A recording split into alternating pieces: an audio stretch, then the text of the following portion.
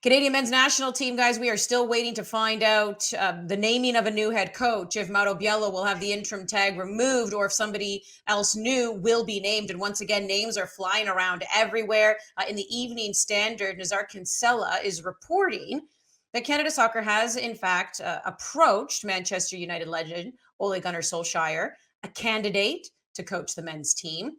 The report also mentions that Jose Mourinho rejected the opportunity for an interview and that Forge FC manager Bobby Smirniotis has met with Canada Soccer about the position.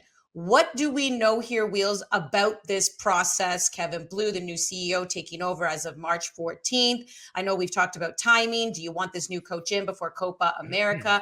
But what do you make of these names, and just what do you make of the process, and maybe when we should expect some sort of announcement? Okay, so when reports like this are coming out of the Evening Standard, it shows like how good of a job this can be.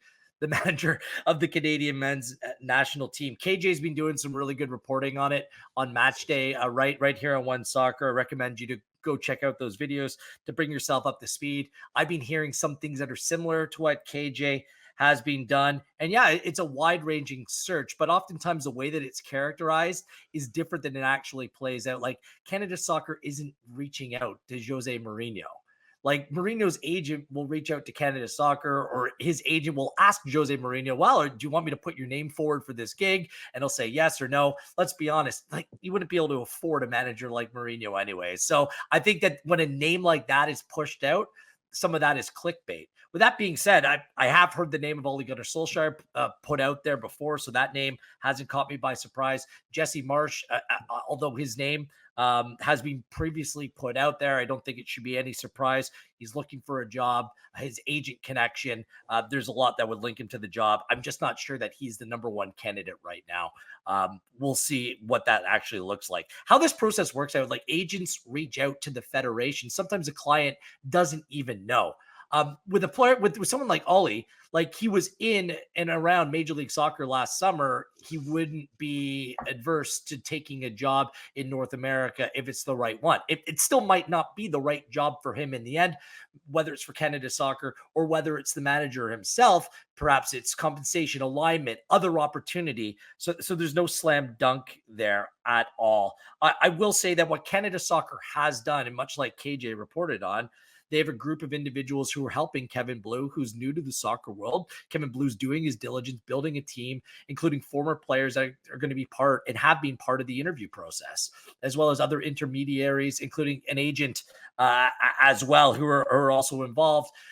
Through the agent and other intermediaries, they are contacting other clubs right now about potential managers who are already employed with certain clubs. Now, that doesn't mean they'll be granted. That doesn't mean the managers will be interested in the end, but agents are working and trying to compile that list, expand that list so it's wide ranging and you have a number of different candidates depending on how the process plays out. So we're well into it right now. So don't be surprised if other names then come to the forefront. So just because a Solskjaer or a Marsch is put out there, don't think that necessarily they will be the number one or the favorable candidate here. I still think that we're early in terms of figuring out what this is all about. So although some of those names will draw you in, just to resist the temptation, but the process is playing out. Hey, like I said before, I can invite Beyonce to my birthday party. That doesn't mean she's going to show up. And Ollie, I just have so many questions here because, I mean, just, address the elephant in the room. This is a federation in turmoil. This is a federation where we talked about finances not really being where they need to be. We know that they still don't have an agreement with their players. We know that the women have sued board members and former board members. Like, it is a wee bit of a mess. Just call a spade here, Ollie. So yes, on the other hand, World Cup, home World Cup, Alphonso Davies, Jonathan David, Tajon Buchanan, who wouldn't want to coach that team? But I mean, just how difficult do you still think this process is? Because you could put out big names, but like you said, though, Wheels, like you may not be able to afford them and they may not want to deal with all the other stuff either. I mean, you make valid points, Sandy, but also I like big names. I want to hear names. Come on, give me more names. Like I love stories like this. This is the fun part of hiring a new coach.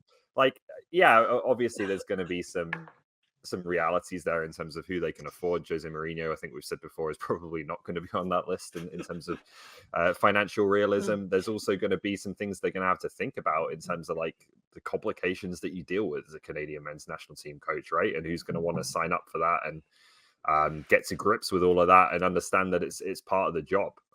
So those things are all there. But I also do think that, again, like you said, there are real attractions to this job. There's a Copa America. Hopefully, if they can get that appointment made in time, there's a World Cup. There's some great players that you get a chance to work with in a country that I think is on the rise. So I'm broadly encouraged. Like it sounds like they're working towards the timeline of having someone in place before the Copa America. That was a big thing for me.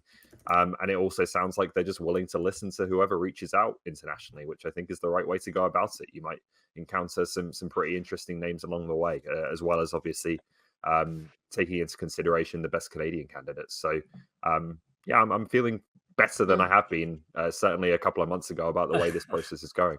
Okay, so Ollie's feeling good, but I don't know, Jordo, I want you to put a percentage on it. Percentage of chance the new coach will be in before the June friendlies. Remember, June 6th, June 9th they play. You ready for it? Mm-hmm. I give it a whopping 1%. Look, Oh. I'm One. Yeah, like, and this is me. I'm not gonna come here. It's been a week. Okay, it's been a week. I've been with you guys in the studio. It's the best time of my life when I'm there.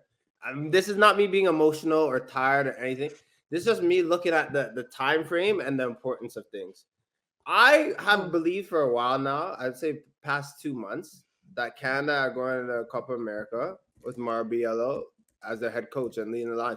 And look, you want to get a coach in that maybe everyone can get behind, but this is such a crucial moment, and you have to get it right. I don't think maybe it's time to go and rush and try to get someone.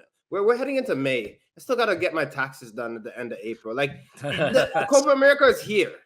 It is literally upon us soon. So unless there's some, again, I'm at the bottom of the food chain. I don't know what's going on in these conversations, how close we are to getting a Canadian manager.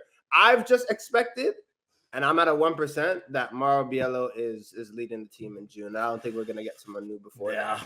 The hard thing too, Andy, is that along with it, I don't think you can just hire a manager in a vacuum here as well, because the development pyramid process, that all needs to be taken care of as well. I'm just not sure who perfect candidate for this job is.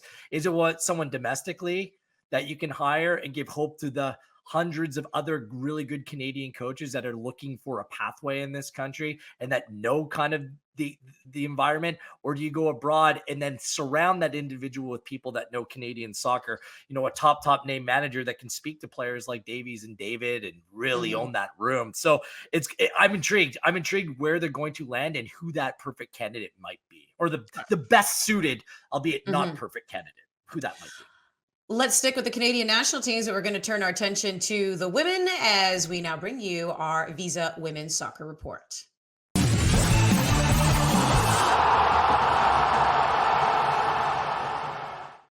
The women will be playing friendlies in June as well. A 2-game series against Mexico, June 1st in Montreal, June 4th in Toronto. What do you like, Ollie, about even these games being on home soil? I just think it's great to see the team playing at home before they go off to a major tournament. I understand there's a balance that you need to achieve between, getting the right opponents, preparing. Hopefully they'll still have an opportunity to do that as well. And they've had some very good games in the past couple of windows to that effect. But I think that there's always considerations to be made as to, one, what the team needs, which has to be first and foremost and paramount, but also secondly, what the program needs, right? And giving supporters an opportunity to watch this team, to really be part of the excitement that surrounds a major tournament. I think that's valuable, and I think it's worth doing. So I understand Mexico may not be, although they're an improving team and a decent team, they may not be the kind of test they're going to face at the Olympics. But I think this is worthwhile to get the team back in Canada and to play in front of their own supporters. Talking to Bev Priestman as well, we know this, Jordo, heading into the She Believes Cup, she had stressed how important it was to get home games as well before they leave for Paris to defend their gold. Send off, good vibes. You can't go wrong with it. Love seeing the Canadian national teams playing on home soil. And yeah, it just gets everything in perspective about the tournament, right? Who's going to play where, fine tuning, all that good stuff. Shout out UEFA Champions League as well for the women. They're in the semifinals. 3 Canadians are participating: Ashley Lawrence and Kadisha Buchanan with Chelsea, Vanessa Gilles with Lyon. Keeping an eye on Buchanan, guys. She already owns 5 UEFA Champions League titles.